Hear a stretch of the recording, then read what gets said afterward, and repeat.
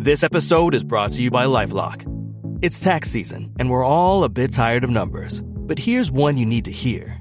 $16.5 billion.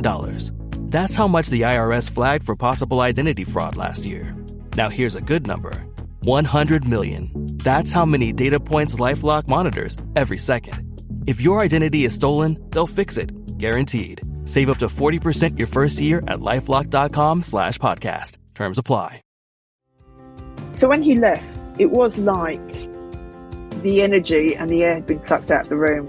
It was like a vacuum kind of sound when he left, because his level of charisma was incredible. It's like he looked at himself as a product and worked out how to be the perfect version of him, which is, of course, what we do with people. We go into companies and we go work with individuals and we say, I'm not going to make you Arnie, but I'll make you the best version of you. Welcome to the Manage Self, Lead Others Leadership podcast with Nina Sunday for experienced and aspiring people managers. This show will help you explore ways to become a more intentional leader. Each episode, host Nina Sunday speaks with some of the brightest business minds on the planet who share a passion to elevate and transform team culture. Workplace culture hides in plain sight. Is yours flourishing? Join the movement to make your workplace a better place to work. Are you ready? Because it's time to manage self, lead others. Maz Farrelly helps people and companies think differently. Maz used to make the biggest TV shows in the world with the biggest teams, big budgets, huge audiences, and A-lister stars. Now she uses behavioural science and psychology strategies from making those big shows to speak at conferences in the UK, Asia, the USA, and Australia. Post-conference, Maz generally is invited in to train their smart teams to make sure they are the most interesting people in every room at every pitch, conference or event. Formerly based in London, now living in Sydney, Maz's message is, don't be boring. If your workforce is more interesting, your clients are more interested. Dull does not convert. Tune in to hear some A-lister stories, actor Tony Curtis's most important question, Arnold Schwarzenegger's encounter with Paula Yates for the TV show In Bed With Paula. Now it's over to my fun conversation with the CEO whisperer, Maz Farrelly. Welcome to Manage Self, Lead Others. I'm really excited to have a different conversation with you. Oh, hello. I want to ask you an important question that comes from your book. What is the most important thing happening in the world right now? Yeah. Do you know that? So bizarrely, it's a story about the most important moment in your life. And that kind of was, it really did change my life. So shall I tell you the story? Tell us the story. It was fabulous. Right. So I was, so the pre-story of the story is I was working in Cannes at the Cannes Film Festival doing interviews for The Big Breakfast, which was a morning show. And we got really good people, Eric Clapton and, I can't remember the others, but, movie stars, Sylvester Stallone, Arnie, people like that. And Tony Curtis. And for the young, Tony Curtis was the Brad Pitt of his day. He was, the star. And he'd worked with Marilyn Monroe, and he was this incredible star. And we did this interview, and it was really good fun. And at the end of it, he said, I don't know the last time I had so much fun in an interview. I absolutely laughed my head off. And he said, yeah, I've done a lot of interviews. I said, well, you would, yeah. And he was probably about 80 at the time, really, maybe 75, 80. Gee. And he was coming to London, and I knew he was coming to London, and I was making a big Saturday night entertainment show. And I called his agent. I said, I would really like Tony to come on the show. Please tell him it's Maz from Cannes. I did an interview with him in Cannes. Yes. And he called back, the agent, and he said, he remembers you, he really likes you. He said he had a real laugh. So at the end of the show, Tony Curtis said to me, Maz, once again, such a laugh. It's so much fun. I said, you were brilliant, and I said, but obviously, you were Tony Curtis. And he said, no, I really, really, really enjoyed that. And he said, I really like you. I said, that's very nice of you. Thank you. He said, I want to give you a little gift. He said, come behind the set with me, because it was all really noisy out the front. We went behind the set. And he just said, he said, what do you think is the most important moment in your life? I don't know, blimey, I guess, if I decide to get married, have a kid, maybe, I don't know, dying, being born, I don't know. And he said, what do you think is the most important thing happening in the world right now? I don't know. I suppose wars are being fought. People are getting married. People are having kids. People are being born, dying. So I don't know really. And I thought, I have no idea where this is going. This is a bit odd. And I'm tired, by the way. And he said, the most important moment in your life, the most important thing happening in the world right now is this conversation. He said, oh, okay. And he said, you don't get it, do you? I said, if I'm honest, no, I don't really. I don't really get this. And he said, everything that's happened in your life is gone and it's done and you can't affect it. You can learn from it. And he said, you probably have. There's no point in looking back because you can't change anything. It's done and it's gone. Don't think about it much. Learn from it, and you probably will have, especially the bad stuff, you'll learn from that quickly. But you don't need to think about it much. He said, and when you're looking at the future, guess what? You might not have one. He said, have you ever heard of sets falling on people? I said, yeah, of course. He said, well, it could happen now.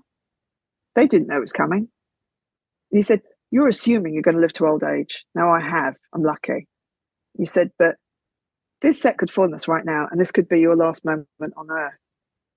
So you might not have a future.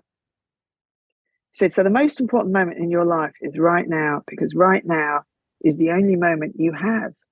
It's the only moment you can affect. It's the only moment you can decide to be happy in, or sad, or laugh, or cry, or eat, or drink, or go to sleep, or enjoy the rain and think it's so beautiful, or stare at the rain and think it's awful.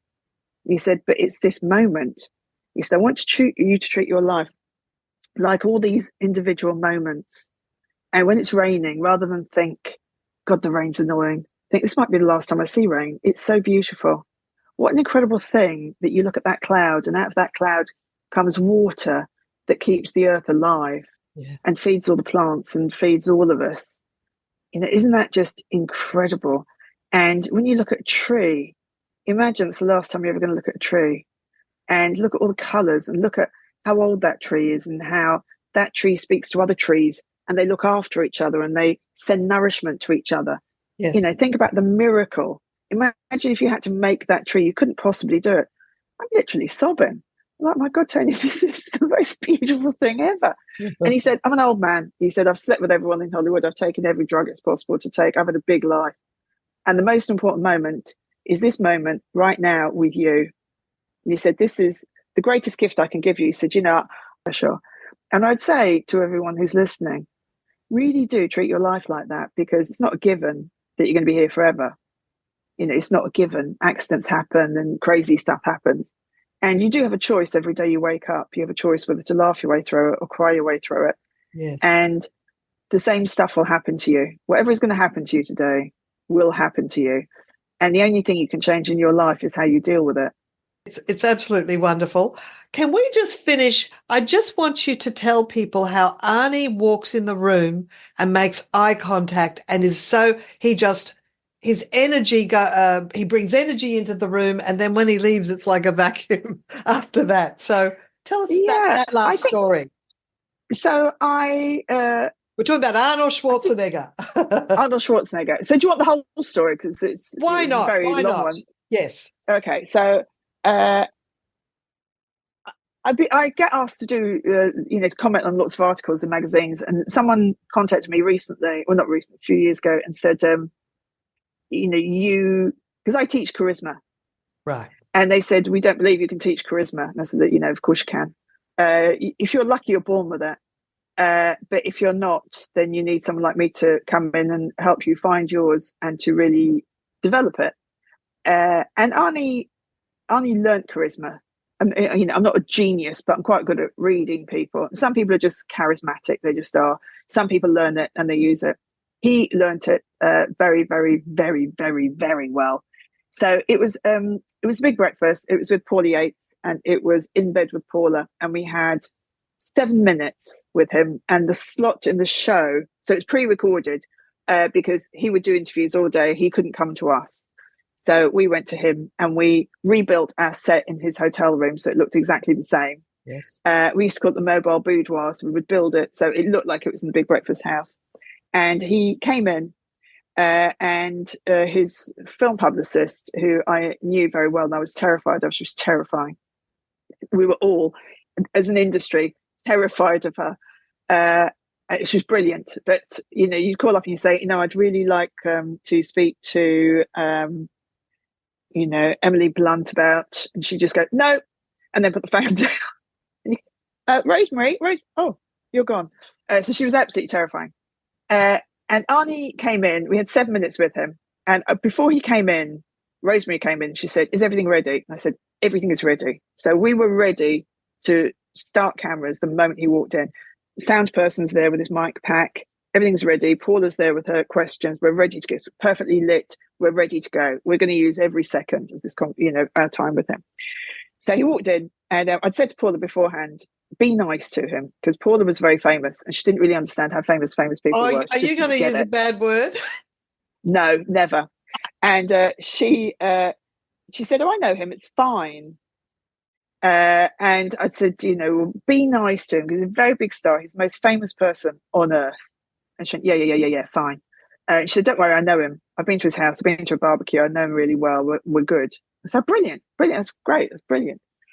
So he walks in and I said, hi, Maz. And he eyeballed me, looked right into my soul, shook hands. Maz, repeated my name. It's beautiful to meet you. I'm the producer. Well, congratulations on being a producer. The show is great. I'm a big fan of the show. We never seen it. Probably heard about it, heard it was good. Sound person's miking him up. And, thank you so much. Sound, the uncelebrated heroes of film and television, it's the sound department feel fantastic. This is beautifully lit, this is the art director, well, you've made a great job of this. Literally, he's Arnold Schwarzenegger. He's been really charming to everybody. He's noticing everything. Yes. And the brilliant thing is we are so all loving Arnold at this point. We all love him, and that's really clever, because we are going to make him look amazing. Yes. Aren't we? Because we love him. So it's a big lesson in life. If you want nice things to happen to you, be lovely, because people will be nice to you. Yes. And he treated everyone like they were the most important person in the room. And Paula said, yeah, I know this old. And then she called him the worst name you could possibly call anyone on earth. And he looked at her with so much astonishment. And she's so beautiful and flirtatious that she's just like this at him. Smiling at him, and he's melting because she's just so fabulous. But she has really insulted him, and the film company lady is staring at me like she is about to pull out a chainsaw and just turn me into spaghetti. And Arnie at that point had a choice, Nina. He had a choice to be really offended or not. See previous, he decided not, and he had every right to be, and he started laughing, and he laughed so hard. He laughed and laughed, and of course he started laughing. We start laughing. Everyone's laughing, and we're all and looking at Paula like, "What have you done?" And Paula just said, "Well, let me tell you the story." And he went, "No, let me tell you the story." So then he's got my arm and he's telling me the story of, what happened at Paula's house, and at his house, and Paula's this, and it wasn't like that at all. And so they had this kind of fake row. And I'm there saying, we've only got 3 minutes now. We've only got 2 minutes now. Can we get the job done? And he said, look, you have how long you need. You've got me, until you're happy, until you feel it's done. And, and everyone's laughing their heads off. And he finished it. And he said, that was incredible. Paula, it's a joy to see you most of the time. And he's really laughing about her. And she's like, you love me. You know that I'm your favorite. You know that you were looking forward to this interview more than every other one. And he walks out thinking, I did actually, because I had a real laugh. And she's so clever. Her questions, her interviews were incredible. And the film company woman, she's fine. Yep. Well, of course, one of the lessons I got from your book is the next time I have a choice to laugh or shout, I shall laugh. Marvelous. Well, it is absolutely true, Nina. It is really, really, really true. And I've had bosses, in very stressed situations, who were quite challenging. And I've had other bosses who, when things went wrong, they would just grab my arm, we'd go into the stairwell and we would start laughing so hard We go, oh my God, this is terrible. And we say, we're going to be front page of the papers tomorrow. We're going to be on the news. And then we would just start laughing so hard again. And we'd have to get ourselves together before we went back out, to talk to the network or the press. But we would absolutely sobbed laughing, just going, we are idiots. Oh my God, we are in so much trouble. But, it was fine. And, I'm still alive. And also what we do, unless you're doing heart surgery or something, or working with people who are in severe need, all the rest is nonsense. It really is nonsense.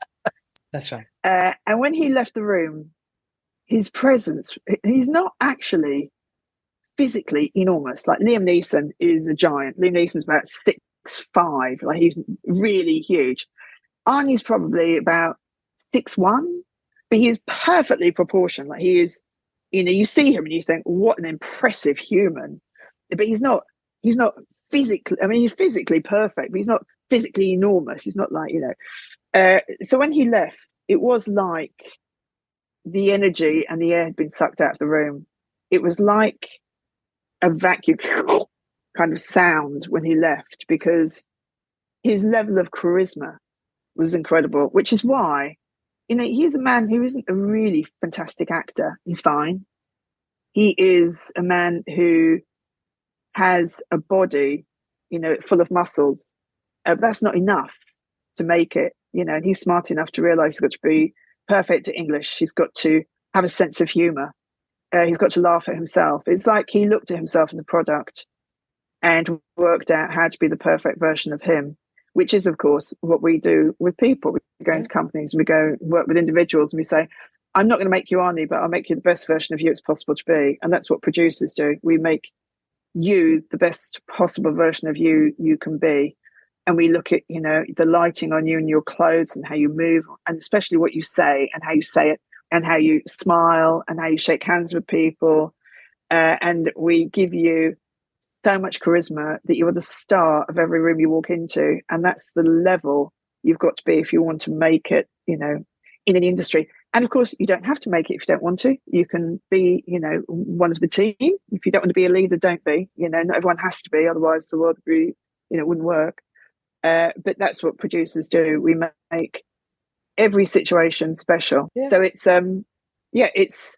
it's turning everything into a charismatic situation, and that's what we do. I've led TV shows. Yes. You're essentially, when you run a TV show, and I've run really big ones like The X Factor, Farm Wants to Wife, Celebrity Apprentice, Dancing with the Stars, In Bed With Paula. Yeah, The Big Breakfast, and created Q&A along with a bunch of other very smart people. You created Q&A, one of my favourite programs. Yeah. Oh, thank you. Yeah, I did it. So here's the thing that is slightly unusual in my job, is that I make TV shows that I wouldn't generally watch. So it's like a vegan chef cooking steak that you think it's not about what I want. It's about audiences. It's about what they want. So I'd finished, series 3 or something of Big Brother, and the ABC called me. And there was a friend of mine, Courtney Gibson, who's a genius. She's fantastic. And she said, I'm looking for a current affairs show. And I said, okay, not my normal genre. I've done lots of stuff. I've done architecture. I've done, education. people remember, the very big ones, but I've actually done, an enormous variety of TV. And she said, no, I want one that people will watch. I want it to be mainstream. And you're really good at getting big audiences. You understand what people want to watch. It's one of your skills. I said, okay, well, I'll write something for you. So I did. So I think my background helps me train people. It helps me be able to speak on a variety of topics. I have one main topic that everyone books me for. And it's that thing. When I made reality, everyone wanted me to make reality. And actually, I made loads of different things, like award-winning documentaries. One thing that they book you on? I'm sorry? So the one thing that everyone wants is losing white noise and being more interesting. Because most people, Nina, speak in white noise. If you say, what do you do? They'll say something so boring that you don't want to know anything else about them. And I train them up so that when they say what they do, or they're in a pitch, the people they're talking to say, that's interesting, tell me more. And everything in your life that you say, if you're communicating with anyone, has to have those 5 words said after it. That's interesting, tell me more. Wow. And if they say that, it's the start of a business. So and if they don't, it isn't. You can interact with a team and get them to write, well, sometimes they call it an elevator speech, elevator pitch, but I call it the Netflix ad. The Netflix ad, okay. So coming up soon as well is Laban Ditchburn, who's the world's best courage coach, and he encouraged me to say, I'm the world's best brain power coach, which I am. Brilliant. Absolutely. We have to help people. So I've just finished delivering a different keynote, which is about fear.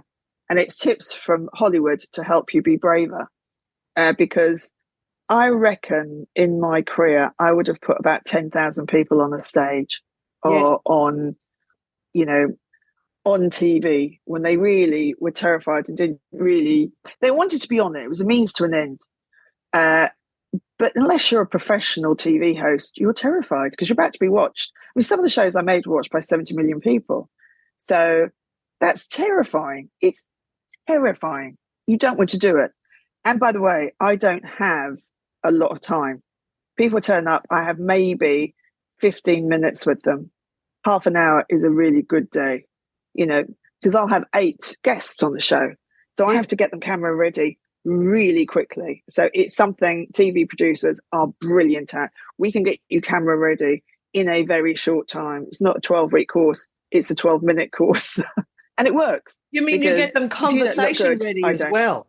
You get them conversation ready? I get them, yeah. So I will go through their content. So I'll probably have had a chat with them on the phone beforehand. Yes. So if you were on my show, I'd have a chat with you and I would chat with you for so you would be Beyonce, and I would chat with you for an hour, back in the old days. Now she didn't need any help at all, but back in the old days. And I would decide which stories I thought were really interesting. So at the end of the interview, I'd say, so Nina, the ones we're going to ask you about, meeting Prince Charles, falling off stage, and the first time you did the Super Bowl. Those are the 3 big questions. But I'm also going to ask you about what it's like being a woman in the music industry. And I want you to be really honest about that. What you told me was fascinating. I'm going to tell you how we can solve that problem. So, please get ready with that one. And we'll throw in 4 or 5 that are, left field that are based on the stuff that you said. And then on the day, I would sit with her. And, this would be Beyonce before she was famous. And I would say, when you sit like this. When you walk on like this. You make eye contact. You shake hands firmly. I call it tits and teeth. When you're standing, you stick your boobs out and you smile. And the camera is this. And if you have one camera, you lean forward and that's your second camera. And then when you lean back, that's your master camera. And and if you're saying something intimate, you move forward. And if you're saying something, so we do it very, very, very quickly with people. And it works because it's very top level. It's Olympic, it's the Olympics of being on screen. So it's not a stage. It's, potentially 70 million people. That'd be my biggest show, I think. And I'll have 17 minutes with you to get you ready for 70 million people. What sort of shows are we talking about? These are UK shows? Yeah, so I did a show at MTV and it went out across Europe and that was, it went to 70 million people. Right. Because MTV back in the day was enormous. It was the only one. It was the only one. But then also, on the X Factor, if we did a story that really resonated with you, the next day I would just, flick on YouTube and have a look around and see how, the figures were going. And we had one kid, Emmanuel, can't remember his surname, brilliant singer. He sang Imagine by John Lennon. And he had something like 36 million hits overnight. Gee. So, yeah. And he's a kid who, he'd done a tiny bit of telly, but not much, not a kid. He's grown up. When you reach an age where everyone's a kid, he's a kid. He's probably about 35. He's not a kid. He's a grown-up man. It's interesting that you're talking about fear because I picked out a number of quotes from your book, right? And they're all on different coloured paper, and I thought I would do it randomly. But however, you're bringing them up. Thank you for reading the book. Thank you very much. Loved it. Absolutely. It was such an easy read and such a fun read. And there was a point where I laughed out loud more than once. Oh, good. It's an easy read. Yeah, I like an easy read. I think it's our job to make it easy to read. It's not your job to struggle through it. It's and my job to make also, it easy. lots of white space, which as a speed reader, I really appreciate that because it's easier to read. Yeah. Okay, you say we're afraid of fear. You face fear and you feel alive. And it's anticipation. Call it anticipation, not fear. I don't think there's a word for the feeling. I think the Germans have a word for it. Maybe it's the Swiss. Welcome to the vague news. And it's, if you really didn't want to do something, I don't want to skydive. I won't do it. I don't want to do it. I will never pothole. I don't want to do it. But there are certain things I do want to do, but I'm a little bit afraid of doing it. But I love the feeling that I'm afraid, because that makes you feel like you're alive. It's that everything is buzzing and all your cells are bumping into each other. Things that I really am afraid of, I won't do. I won't walk down the street at 2 a.m, in a bikini. I mean, because my neighbours would complain, or would they? Because it'd be scary. Yeah. So there isn't a word for it. I think it's anticipation and excitement, but people call it fear. But I don't think it is fear. I think fear is something completely different, because you wouldn't do it. Everyone in the X Factor says, I'm afraid. And I say, you're not afraid. You've wanted this. I didn't knock on your door. You worked really hard to get on this show. You're not afraid. What you are is you're so excited you don't have a word for it. Right. Oh, we need a word for it. And anticipation is close, because I've had people, I was booked to present to 640 people at a conference on my topic, psychological safety. And someone said, are you nervous? I said, no, I'm just anticipatory, and it's a good feeling. And when I was on stage, I felt really alive. You feel really alive. Let's call it Nina. Let's just call that feeling Nina. So we're going to name it after you. So people say, how you feeling? You go, a bit Nina. I'm a little bit Nina. But I think you're right. Beyonce would have been terrified at the Super Bowl, of course. But she did it. She really wanted to do it. So that mix of wanting to do something desperately and knowing it's going to be so exciting, but the level of excitement is so high, and doing live TV is terrifying. It's properly terrifying. But I loved it, because anything can go wrong. It always will. And the body emits all these. The body emits all these chemicals. A fraction of a second to make up your mind what to do. You can't go off and have a coffee and think, what should we do now?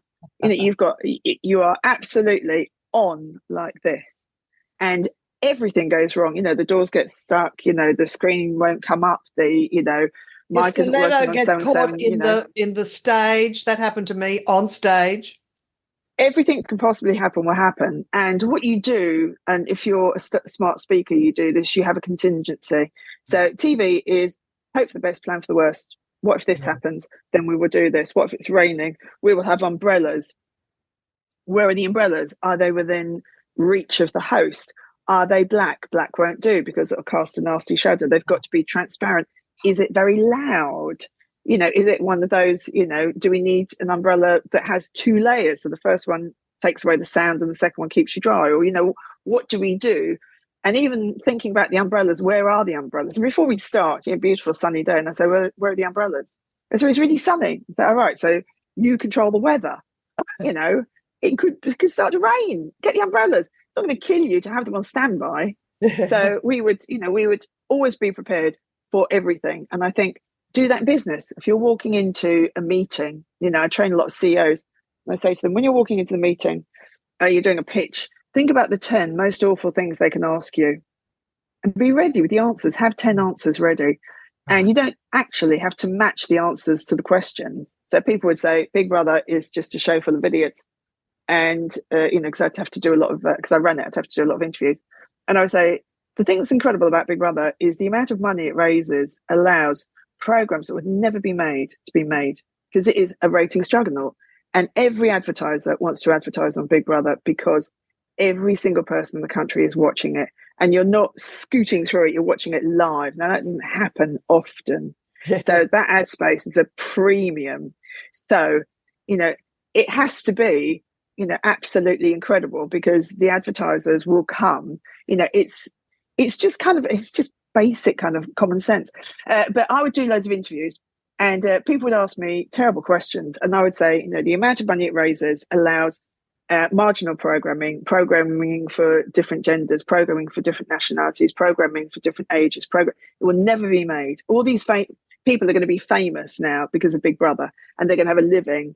Yeah. And 20 new shows will be created, and that employs 20 new teams and 20 promo departments and 20 advertising departments. And that matters to me because I want to employ as many people as I possibly can.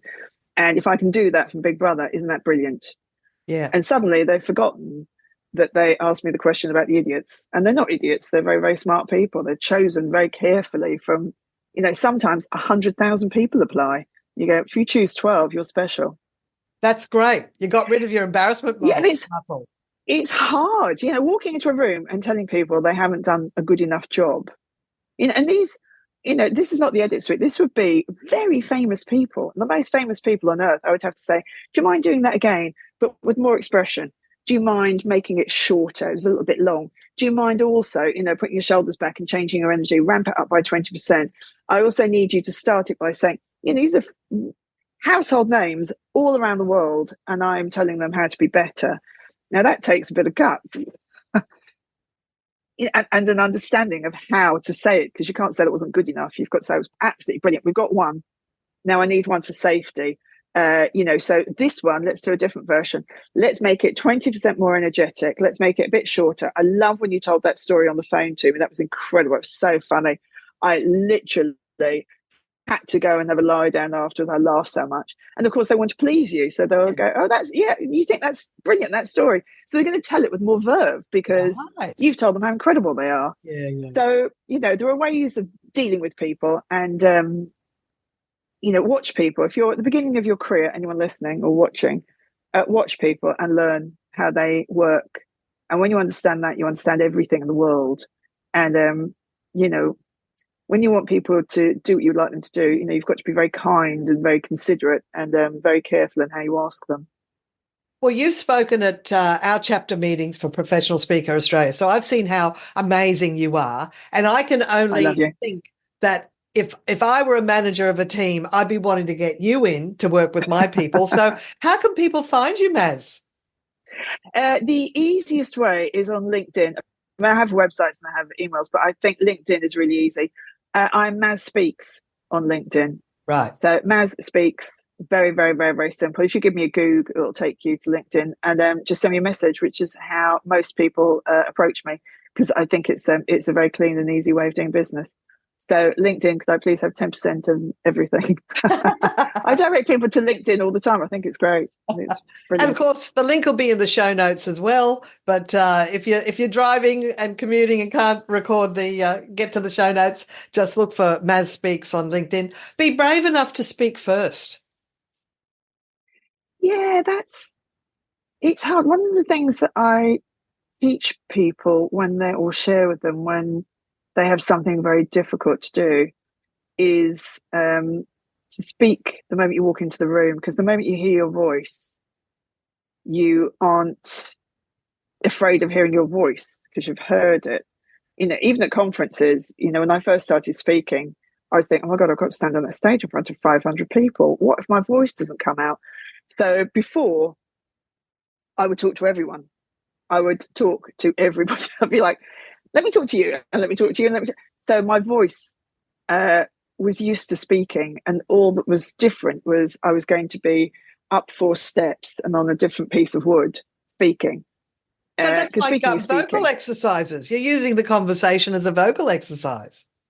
Yeah, it's a bravery exercise, really. And I think anyone who's listening to this and you want to be a bit braver, I listened to Tim Ferriss's podcast. And we would have stuff in telly, but I think his one is much better. So I've stolen it and I share it with everyone. Sometimes when I'm particularly memorable, I will remember him and tell it. And sometimes I just say it. So it was Tim Ferriss.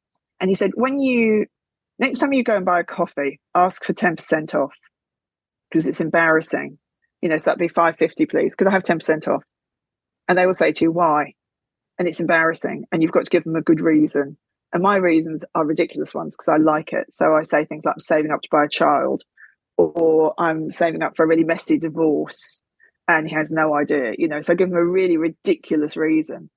And the more you do it, the less embarrassed you get. And the more you do stuff that embarrasses you a tiny little bit, not that makes you afraid, but just embarrasses you, you stop feeling embarrassed. Just things stop bothering you. And the more you can do it, the less embarrassment you feel. And that's wonderful. So you want to reach a stage where your embarrassment muscle is really weak. And it's the only muscle in your body that gets weak with use. All the others get stronger. So you've got to try and kill it. So you've just got to work at it and think, I'm going to destroy that muscle. I'm going to make it so weak that it doesn't exist anymore. So you do tiny little things every day. That is excellent. Yeah, you get in the lift, you say hello to someone, you chat to the people buying coffee. If someone says, soy flat white, and you can't, no one's listening, repeat it and go, soy flat white, because it's a bit embarrassing doing it. But every time you do, you're just chipping away at that muscle and you are destroying it.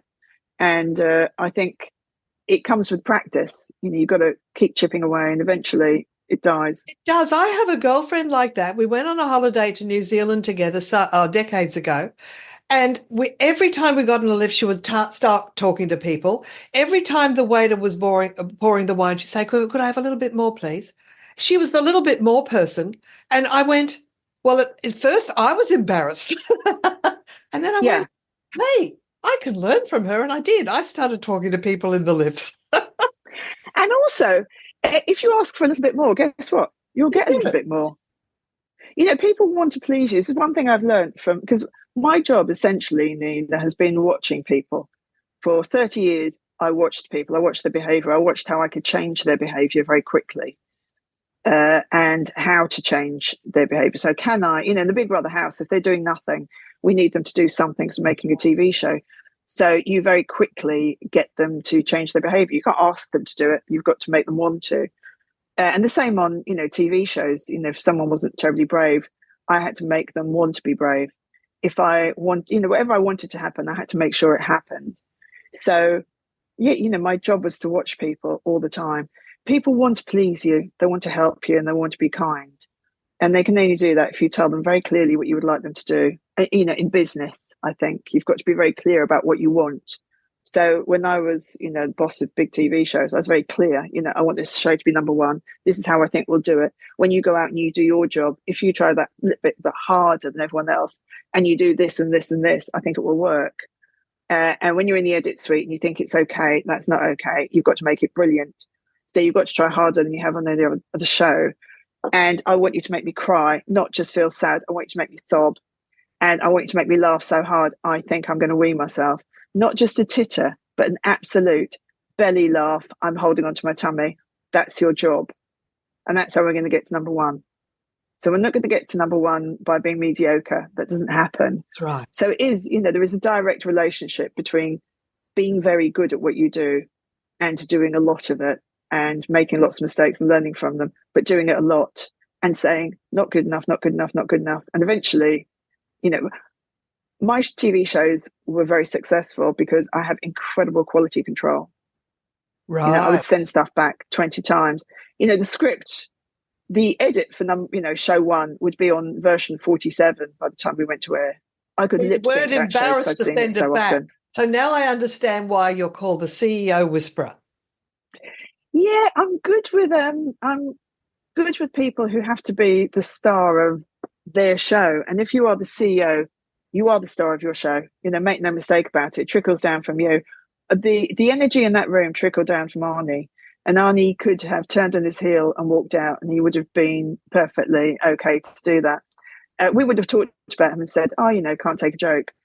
But we would, of course we would. But he made sure that his brand wasn't damaged. But also it is kind of the British way and the Australian way to pick what could be an insulting word and say, oh, you old whatever, I'm going to say what those words are. But absolutely from Austria in LA, so he hasn't really encountered that very much. He was a dead set legend. Like, he left the room and you thought, yeah, there's a reason that Arnie, was governor. I don't know if he still is, of California, and you think, this is a guy who pumped iron. Didn't speak the language. I mean, what a phenomenal human. Yes. What an incredible human to do that, and to have a plan and to chip away and to work at it. That's right. And to know, I've got to be charismatic, charming, I've got to be funny, self-deprecating, I've got to look good, I've got to say stuff that's memorable. He must be bored stiff of saying, I'll be back. He must, every time he says it, a bit of his soul must die. But he knows everyone wants him to say it, so he does. And it works.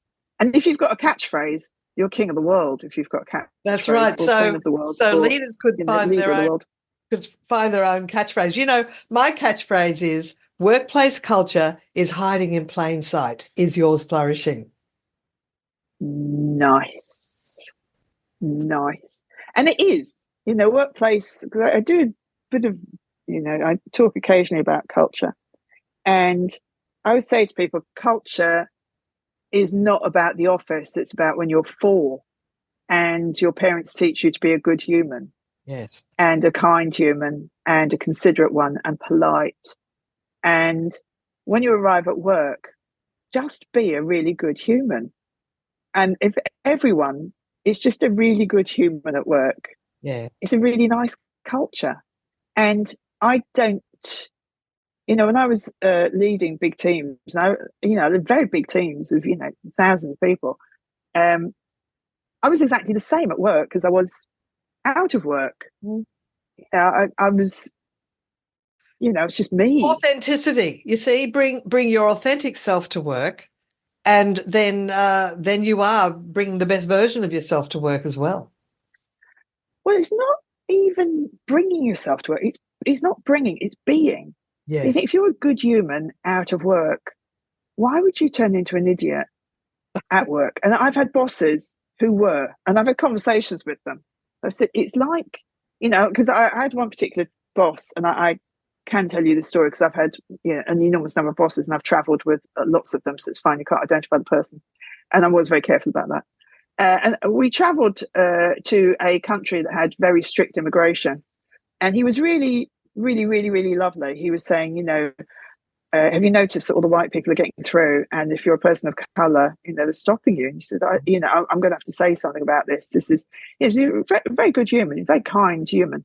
Mm-hmm. And when we got to work, he would occasionally just be a nightmare, be really difficult, divisive, go behind my back and talk to my teams behind my back and try and, go and brief the stars of the show without me because he wanted to be involved. And, so it was quite difficult. The stars would say, we're doing a really bad job because, this person's just been in and, they've given us loads of notes and I thought you thought I was doing a good job. And I go, no, you're brilliant. Well, they said to do this. And I'd have to go and say, look, can you just do it through me? Because I see them every day. And when you come in, it's like a tsunami arriving. They don't know you. Yeah. And you feel very close to them because this show is on your slate, but they don't know you. You're just some random person who's gone in and told them they're not very good. And we're about to do a show in 10 minutes. And actually their mindset has to be, they're brilliant.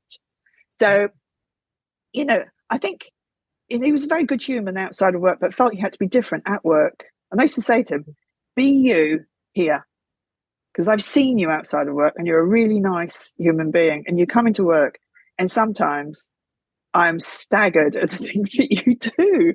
I'm just like, oh my God. And he said, I know, I don't know why I do it. I don't know. And he'd come from a culture of, bullying. So I think he thought that's the way it worked. I'd say, you're a beautiful human. Turn up, be you, because everyone will love you because you're a really good human. You're a good human being. Because one of the earlier episodes is don't be a bully boss. So that's great. Maz, we have reached the end of our time. It's a joy to see you. I could talk to you all day. But right back at you. It's been wonderful. And you have a wonderful life. Live long and prosper. And you. And thank you for having me on. And thank you for doing this. I think anyone who is helping people be the best version of themselves they can be, it's it's a beautiful thing. You don't have to do this. It's a very generous thing that you're doing. For the people who might want to book you for speaking or emceeing, are those the two things that you do? Yeah, so I speak at conferences, I MC conferences, and then if people would like me to, I go into their companies and I train them up on a variety of things. It was a joy to be here with you. Thank you. Thank you for inviting me, because you do have a choice of a lot of people, so thank you. Well, I'm really grateful, and let me say this: I'm in Professional Speakers Australia, and during COVID we did an online convention rather than an in-person one, and you were a team of 3 MCs, and honestly, every word that came out of your mouth was different, and I went, this woman thinks differently. And then the following year we had a standard MC, no disrespect to them, whoever they were, but I went, where's Maz? I want Maz back. I love you. Thank you very much. Would you like cash or would you like an electronic transfer? I can do both. Or I can send the equivalent in wine. So should you be invited for dinner, the cooking will be awful. I can't say the conversation will be up to much, but the wine will be phenomenal. Well, I could bring the food. Yeah, I'm a terrible cook. I made about 700 cooking shows and I absolutely can't cook. I just don't have the cooking. Well, it's interesting because coming up soon is an episode with the author of all the series of 4 Ingredients cookbooks, Kim McCosker. This episode, we were speaking with the amazing Maz Speaks, who is as far away from boring as I can imagine on our episode called Don't Be Boring.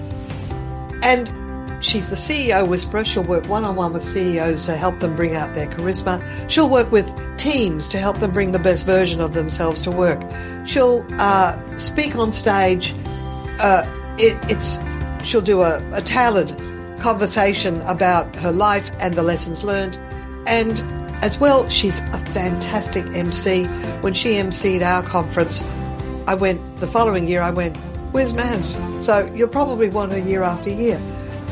It's absolutely wonderful speaking with Maz Speaks. And do check out all our other episodes. Check out our sponsors. We've got segwick.com/Nina Sunday as our CRM and automated marketing. We've got Daryl Martin's Apex Funded Trading and the special code for that. We've got Dan Silberberg with his Leader Council aimed at CEOs of large companies or smaller companies, $1 million and up or 10 millions and up.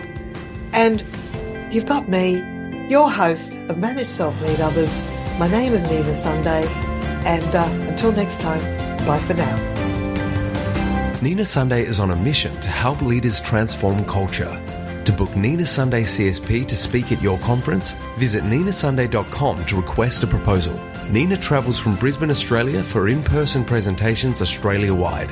Twice certified virtual presenter, Nina Sunday presents virtually, globally, for any time zone.